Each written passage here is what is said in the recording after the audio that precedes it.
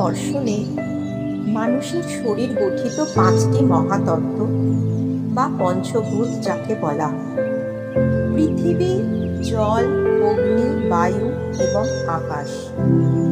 অস্থি, মাংস, দেহ এটি হচ্ছে পৃথিবী তত্ত্বের পার্ট। রক্ত, অশ্রু, লালা এগুলি হচ্ছে জল তত্ত্বের পার্ট। শক্তি, হজম, উষ্ণতা এটি হচ্ছে অগ্নি তত্ত্বের পার্ট। শ্বাস প্রশ্বাস, প্রাণ শক্তি এটি হচ্ছে বায়ু তত্ত্বের পার্ট। মন, চেতনা, স্থান এগুলি হচ্ছে আকাশ তত্ত্বের কারণ। পুরাণ মতে মৃত্যুর পর শরীর এই পঞ্চভূতেই বিলীন হয়।